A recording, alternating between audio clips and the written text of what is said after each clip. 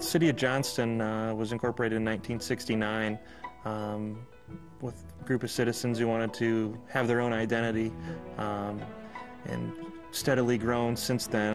I think the architectural requirements have contributed to the uniqueness that you see as you enter Johnston. Certainly other cities have architectural requirements and may also have brick requirements. However, I think especially on our three major corridors, as you enter town and you see the predominance of brick, it really distinguishes our community from the neighboring communities who, while they may have a brick requirement, I don't believe any of them have a requirement as strict as ours is today. The City of Johnston's architectural requirements are actually fairly simple. In large part, for most zoning districts, it's simply 75% permanent material. And permanent material is pretty widely defined.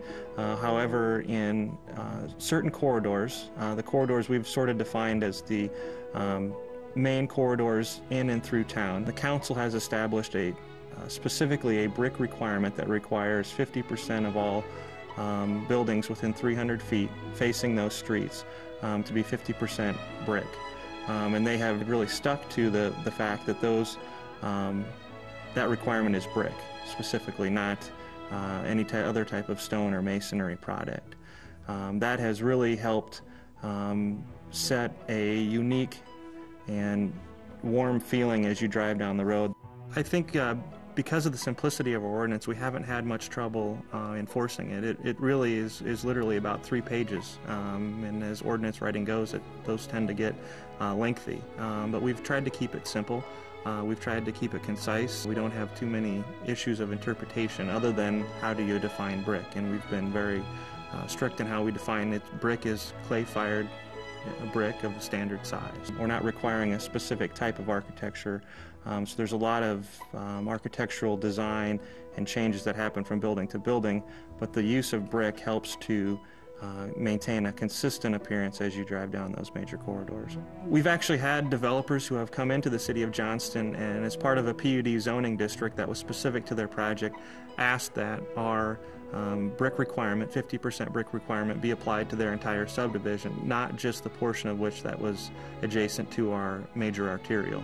I think our architectural requirements have certainly helped our tax base. We're getting buildings that are going to last for 50 and 100 years just because of how they're constructed, and that's certainly helped increase their value and increase our commercial tax base and help take that tax burden off of our residential users.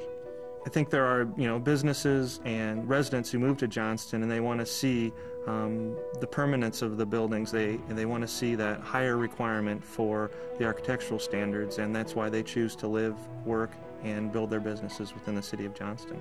Our grandparents built buildings for us, our parents built buildings for us, and we're building buildings for us. I really think that by requiring brick and requiring permanent materials, we're once again building buildings for our grandkids, our children, and we're making buildings that last for not the next 5 years, not the next 10 years, but the next 100 years. And we're building a community that will be here 100 years from now, 150 years from now.